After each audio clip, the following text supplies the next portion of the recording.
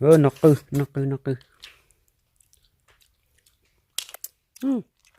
Ngủ chị tao.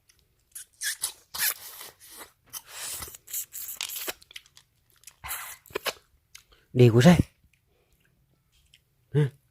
Cho. Mới đi tao đó. Tao thôi nó ngủ chị tao đi. Từ nha.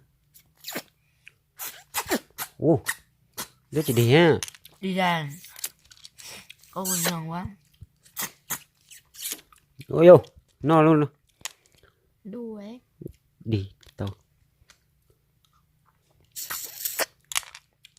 Có một ư nè. Đơn chết tiệt. Rồi, từ uống nó tao à. Ngủ chị tao đi. Thì con ngủ tao bé mà con mong ngủ là can còn nhìn tỏ đấy. Ngủ được cái không?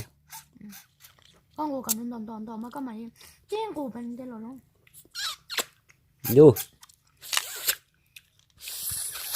Vô nói thì quả chỉ dạy qua thế này.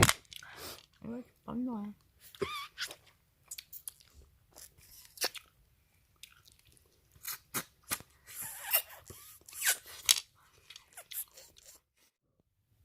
Cho chị phục kệ nè. Cho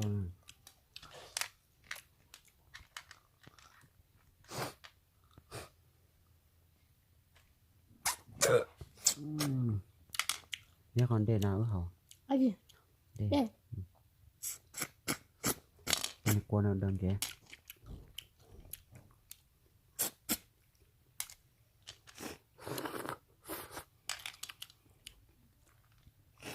Đó.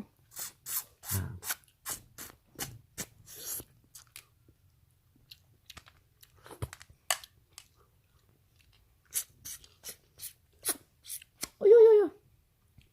Đấy, sau này đi chỉ lô cái chẳng của tao thì đâu. Tuột hầu. Rồi bảo đi thôi. Ha. Qua.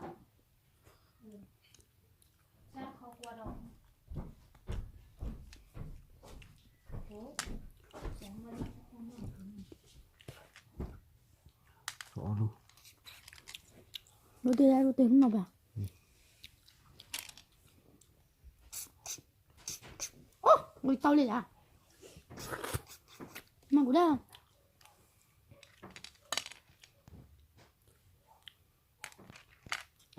Nó có gì có liền?